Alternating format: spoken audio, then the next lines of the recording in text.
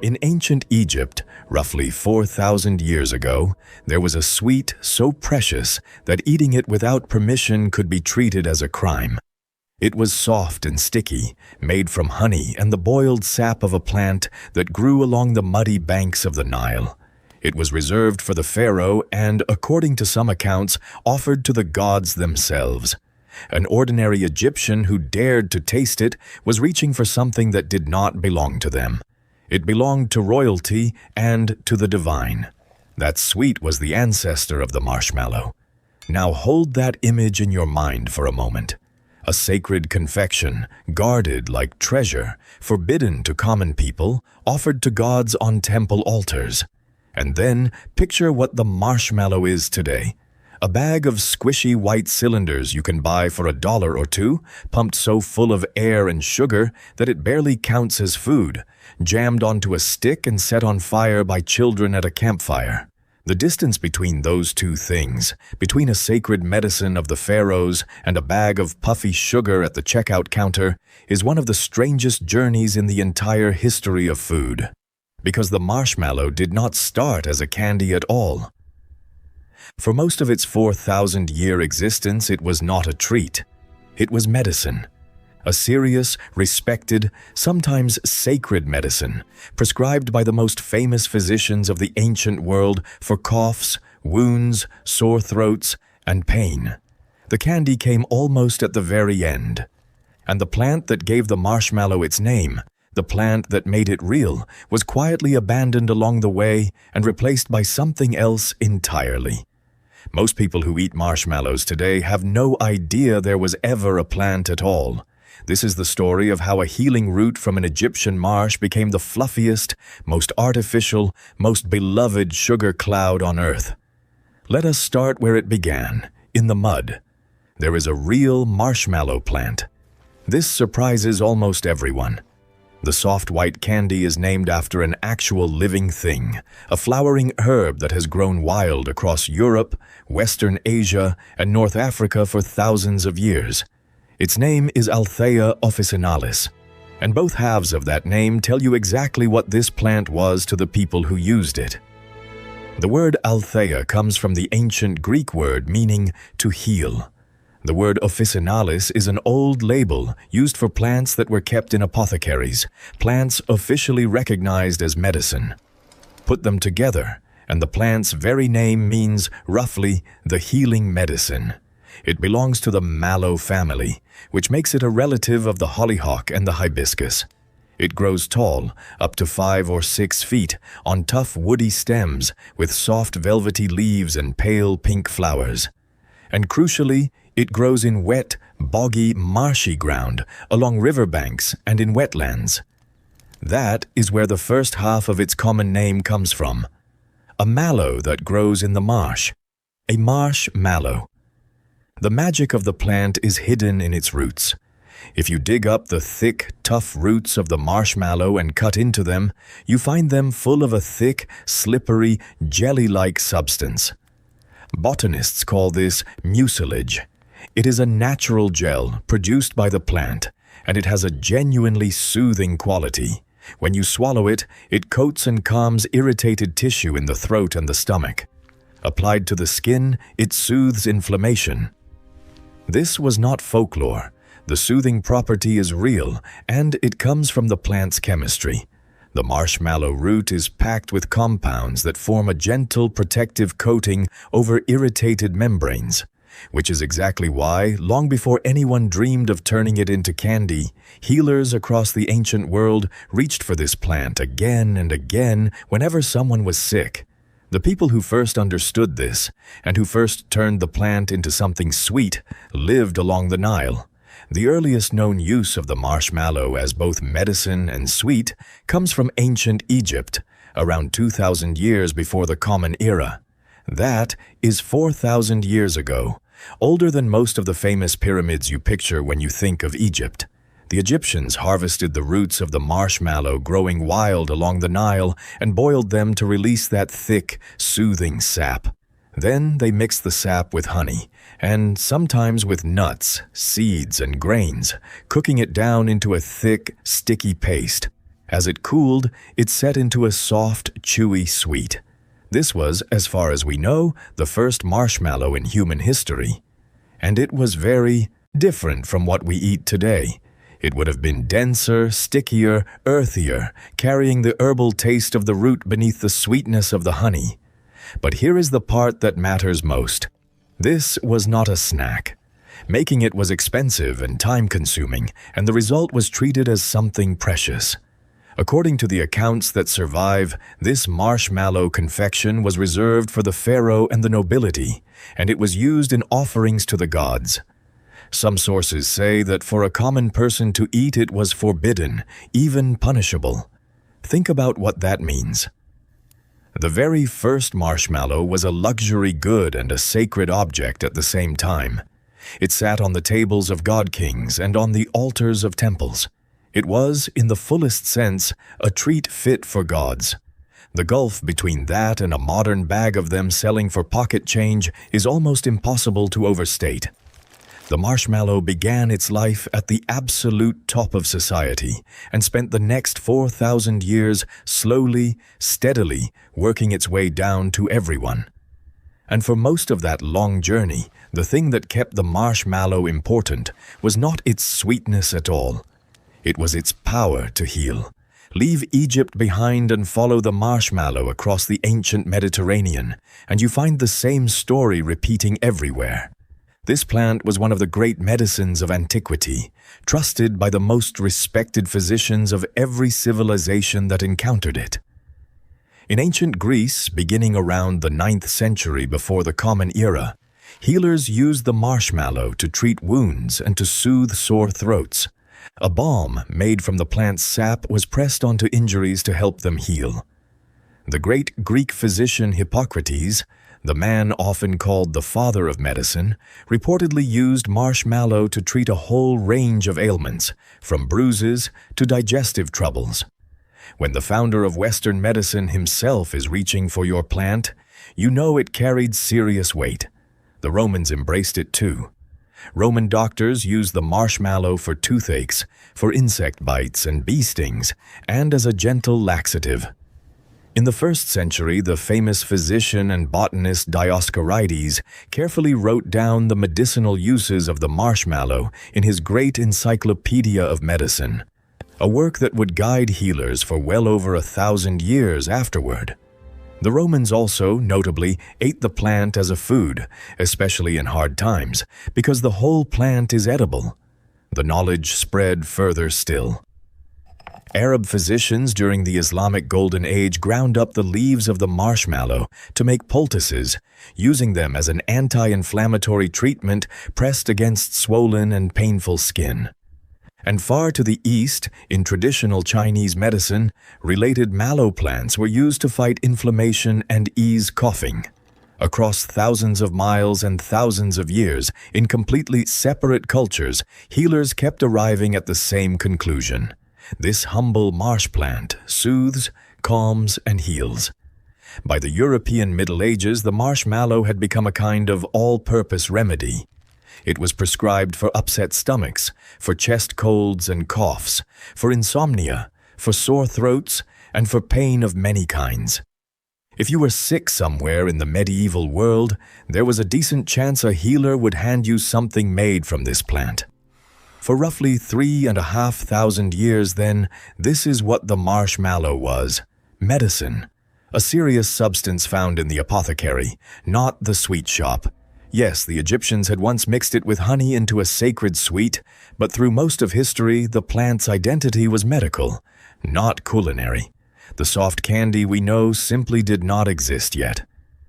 The transformation, the moment the medicine finally, decisively became a dessert, happened in France. And fittingly, it happened at the exact place where medicine and candy briefly became the same thing. In France, in the 1800s, something clever happened to the marshmallow. French confectioners and apothecaries, who in this era were often one and the same kind of person, took the old healing root and turned it into a genuinely delightful sweet. They created something they called pâte de guimauve. Guimauve is simply the French word for the marshmallow plant. To make it, they extracted the sap from the marshmallow root, and then they whipped it together with sugar and egg whites, beating air into the mixture until it became light, soft, and fluffy. The result was a tender, pillowy, melt-in-the-mouth confection, something like a soft meringue, utterly unlike the dense, sticky Egyptian paste of 4,000 years before. This was the true birth of the marshmallow as we understand it. Soft, airy, sweet, a pleasure rather than a prescription. And yet, in a lovely echo of its ancient past, the guimauve was still marketed partly as a healthful treat. It was sold in the form of lozenges and bars, meant to soothe children's sore throats and coughs even as they enjoyed the taste. For a brief, charming moment in history, your candy and your cough medicine were the very same thing, made by the very same person, from the very same plant. The pâte de guimauve was a hit. People loved it. But it carried a serious problem, and that problem would, in the end, doom the very plant that gave the marshmallow its name. The problem was the root. Extracting the sap from the finicky marshmallow root, and then drying and preparing the confection properly, was slow, difficult work. It could stretch the production of a single batch across a day or even two. In a world that was industrializing fast, where demand for sweets was exploding and factories were learning to make everything faster and cheaper, a candy that took 2 days to make and depended on harvesting a specific wild bog plant was simply not going to survive in that form. So the confectioners made a fateful decision. They went looking for a substitute for the marshmallow sap, something that could give the same soft, springy, gel-like texture without the slow labor of digging up and boiling roots. And they found it. They found gelatin. Gelatin changed everything. It is a substance derived from the collagen in animal bones and connective tissue, and it has a remarkable property. When dissolved in warm liquid and then cooled, it sets into a soft, bouncy, springy gel. It could hold air whipped into a sugar syrup and lock in that light, fluffy structure, giving exactly the soft, springy texture that the marshmallow root sap had provided. And it was cheap, stable, reliable, and fast, so confectioners swapped it in. Out went the slow, expensive, root-derived sap of the marshmallow plant. In came gelatin. And with that single substitution, the marshmallow lost the one ingredient that had defined it for 4,000 years. The plant that gave the candy its name, that had been sacred to pharaohs and prescribed by Hippocrates, was quietly dropped from the recipe. Over time, the egg whites were often replaced or reduced too, and later the honey gave way to cheap sugar and corn syrup. And yet, the name stayed. This is one of the small, wonderful ironies of food history. We still call this candy the marshmallow, named for a marsh plant that has not been in the recipe for well over a century. Almost every marshmallow eaten today contains no marshmallow whatsoever. The plant vanished, but its name lived on, attached forever to a sweet that had left it behind. With gelatin doing the work, marshmallow production became faster and more consistent, and the candy was ready to cross the Atlantic. In the late 1800s, marshmallows made their way to the United States, and America was about to fall in love. At first, they were sold as penny candy, cheap little treats that anyone, including children, could afford. This alone was a quiet revolution. Remember where this confection had started. A sweet so precious that common Egyptians were forbidden to touch it. Now, thousands of years later, it was the definition of affordable. A candy sold for a single penny to ordinary kids on ordinary streets. The marshmallow had completed its long fall from the tables of god-kings to the pockets of children, and in doing so, it had become something wonderful. It had become democratic. American ingenuity was not finished with it, though. Confectioners developed a molding method known as the starch mogul system, in which trays were filled with cornstarch and shapes were pressed into the starch to form molds. Liquid marshmallow was poured into these little starch molds, where it set into neat, uniform shapes before being dusted off. For the first time, marshmallows could be produced in large, consistent batches. The candy was industrializing, and soon it would find the role that would make it an American legend. That role waited around a campfire. By the early 20th century, marshmallows were everywhere in America, and people were beginning to do something with them that would define the candy forever. They were putting them on sticks and toasting them over open fires. There is a special kind of chemistry that happens when you hold a marshmallow over a flame. The sugar on the outside caramelizes and browns, turning crisp and golden and faintly smoky, while the inside melts into a hot, molten, gooey liquid. It is simple, it is a little dangerous, it is deeply satisfying, and it turned the marshmallow from a candy you simply ate into an experience you performed, outdoors, with friends and family gathered around a fire. And then, in the year 1927, that experience got its perfect form and its perfect name. A handbook published for the Girl Scouts of the United States printed a recipe for a campfire treat it called Some More. The instructions were simple and have barely changed in the century since. Toast 2 marshmallows over the coals until they reach a crisp, gooey state, and then sandwich them, along with a piece of chocolate, between 2 graham crackers. The combination was genius. The hot toasted marshmallow melts the chocolate. The graham crackers give a crunchy, slightly sweet shell, and the whole thing becomes a warm, messy, glorious mouthful. According to the popular story, the name came from the simple fact that anyone who ate one immediately asked for another. Some more. Over time, that phrase, some more, got squeezed together and shortened into a single word. The s'more. The s'more became an American institution, permanently welded to the ideas of summer, camping, childhood, and the campfire. It gave the marshmallow a cultural meaning far bigger than its taste. A marshmallow was no longer just a sugary snack. It was the centerpiece of a ritual, a symbol of warm nights and good company under the stars. That emotional connection is a huge part of why the marshmallow, unlike so many old-fashioned candies, never faded away. It had become woven into how families spend their happiest evenings. The marshmallow was now beloved. But it was still, at its heart, made in batches, pressed into starch molds, a somewhat slow and fiddly process. The final transformation, the one that turned the marshmallow into the perfectly uniform, endlessly abundant, cylindrical white puff we know today, came from one man and one brilliant idea in the middle of the 20th century. While the s'more was conquering the American campfire, the marshmallow was quietly slipping into a second form that would prove just as beloved. Someone figured out that if you stopped the marshmallow from fully setting, if you kept it loose and spreadable, you got something new entirely. A soft, sticky, glossy marshmallow creme that could be spooned from a jar and spread like frosting. In the early 1900s in Massachusetts, a pair of siblings named Emma and Amory Curtis began making and selling a product they called Snowflake Marshmallow Creme, one of the first marshmallow spreads sold in stores.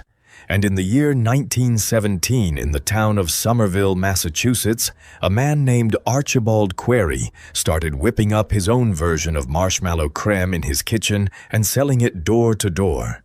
He called it marshmallow fluff. Then the First World War brought sugar rationing to the United States, and Query could no longer get enough sugar to keep his little business running.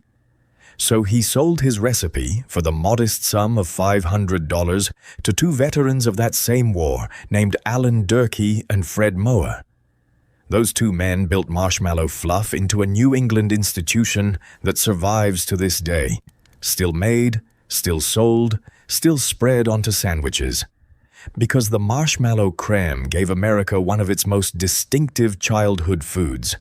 Take 2 slices of soft bread, spread peanut butter on one and marshmallow fluff on the other, press them together, and you have the fluffer-nutter, a sandwich so beloved in New England that a state senator once tried to restrict it in schools and was met with furious political resistance. There is even an annual festival dedicated to celebrating it. The marshmallow was proving to be endlessly adaptable. It could be a toasted campfire treat, a spreadable creme, a filling, a topping, and then it took on one more form that would make it an icon of an entire holiday. In the town of Lancaster, Pennsylvania, a company called Rhoda was making little marshmallow candies shaped like baby chicks. In those early days, each one was painstakingly made by hand, with marshmallows squeezed through pastry tubes to form the delicate shapes. The process was so slow that producing a single batch of these little chicks could take around 27 hours. In the year 1953, a candy company called Just Born, founded by an immigrant named Sam Born, acquired the Rhoda Company and its marshmallow chicks. And Just Born did something transformative. They mechanized the process. Through new machinery, the time it took to make one of those little marshmallow chicks collapsed from 27 hours down to just 6 minutes. The chicks, originally made with little wings, had those wings clipped off to speed production even further. And under the Just Born name, those little sugar-coated marshmallow birds became Peeps, one of the most recognizable candies in America, utterly synonymous with Easter, and eventually produced in a rainbow of colors and shapes for holidays throughout the year. There is something almost poetic in that 27 hours becoming 6 minutes. It is the entire history of the marshmallow in miniature. A treat that once took Egyptian artisans and French apothecaries days of careful labor to produce was being spat out by machines faster than you could imagine. And the marshmallow was about to get faster still, thanks to one final invention that turned it into the endless white river of candy we know today. The man was named Alex Dumac, and in the year 1948, he patented a manufacturing process that changed the marshmallow forever. It was called extrusion. The idea was elegant. Instead of pouring liquid marshmallow into individual molds and waiting for each one to set, Dumac's process took the whipped, aerated marshmallow mixture and forced it continuously through long tubes. Out the other end came smooth, endless ropes of marshmallow, which were then cooled, cut into uniform pieces, and dusted with a coating of cornstarch or powdered sugar to keep them from sticking together. This was the birth of the marshmallow as a machine-made product on a massive scale. The extrusion process slashed production time from hours down to minutes. It gave every marshmallow the same familiar cylindrical shape, the exact shape you picture right now when you think of one. And because the mixture was whipped so full of air before being extruded, the marshmallows came out lighter and fluffier than ever before. The result was a candy that was almost pure sensation. Marshmallows are mostly sugar and air, held together in a soft gelatin foam. They are one of the lightest, most insubstantial foods ever made, engineered so that a bag of them costs almost nothing to produce and weighs almost nothing at all. Manufacturers pushed the fluffiness even further over the years. One famous brand blasted its marshmallows with gas under enormous pressure to force even more air inside, marketing them under a name that celebrated exactly that puffed-up quality. With extrusion, the marshmallow became one of the cheapest, most abundant, most consistent candies on the planet. And that abundance unleashed a wave of creativity. Americans began putting marshmallows into everything. They melted into breakfast cereals, held together crispy rice treats, floated on top of hot chocolate, crowned sweet potato casseroles at holiday dinners, and got whipped into a spreadable marshmallow creme that, in a final wink to the candy's medical past, had once even been advertised as a wrinkle cream. Marshmallow-based candies like chocolate-covered marshmallow cups and the little sugar-coated marshmallow shapes sold at Easter became fixtures of the American sweet shop. The sacred medicine of the pharaohs had become an industrial commodity, extruded by the mile, sold by the bag, and poured into 1,000 recipes. And the whole world was about to join in. Today, the marshmallow is a global treat, made and eaten across the world, a standard fixture on supermarket shelves everywhere. It has spun off into countless forms. There are jumbo marshmallows, sized specifically for roasting, and tiny ones sized for cereal and cocoa. There are marshmallows in every color and flavor, from strawberry to toasted coconut. There is marshmallow creme in jars and marshmallow filling in candy bars. There is even a whole world of marshmallow spun in different directions across different cultures. Japan has its own soft, delicate marshmallow confections. Various countries have their own filled and coated marshmallow treats. And there has been a modern revival of interest in the original thing, with artisan confectioners and home cooks going back to make gourmet marshmallows from scratch, whipping real vanilla and fruit purees into small batches, rediscovering just how good a fresh, handmade marshmallow can taste compared to the mass-produced kind. A handful of people have even circled all the way back to the beginning, making marshmallows the truly old-fashioned way, with actual marshmallow root, reuniting the candy with the plant it was named after and had abandoned more than a century ago. When they do, they rediscover that earthy, herbal, subtly medicinal quality that the ancient Egyptians and the French apothecaries would have recognized, the ghost of the original healing sweet. And the marshmallow plant itself, Althaea officinalis, is still here. It still grows wild in marshes and along riverbanks. It is still sold as a herbal remedy in health shops.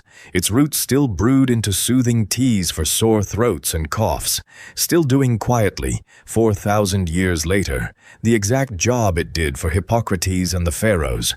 The plant never stopped being medicine. It simply lent its name to a candy that ran off in a completely different direction and became a superstar without it. Think about the journey this little white puff has taken. It began as sap boiled from a marsh plant and mixed with honey, a sacred sweet on the tables of Egyptian pharaohs and the altars of their gods, so precious that common people were forbidden to touch it. It became one of the most trusted medicines of the ancient world, prescribed by Hippocrates, recorded by Roman physicians, ground into poultices by Arab doctors, brewed for coughs across the medieval world. For 3,500 years, it was serious. It was healing. It was, at times, holy. And then, in the space of a single century, it transformed completely. French confectioners whipped it into a soft, sweet pillow. Gelatin quietly replaced the plant that gave it its name. It crossed to America as penny candy, found its soul around a campfire in the form of the s'more, and was finally squeezed through a machine by the mile until it became the cheap, fluffy, uniform white cylinder we know today.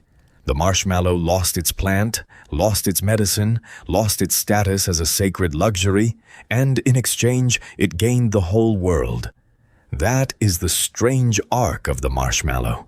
The healing root of the pharaohs became a cloud of sugar and air that a child can set on fire with a stick. The sweet that was once forbidden to ordinary people became one of the most ordinary, affordable, universally shared treats on earth. It fell all the way from the temple to the campfire, and somewhere along that fall, it became something people love. The next time you pull a marshmallow from the bag, soft and white and weighing almost nothing, and you hold it over a flame and watch the outside turn golden and the inside go molten, remember what you are holding.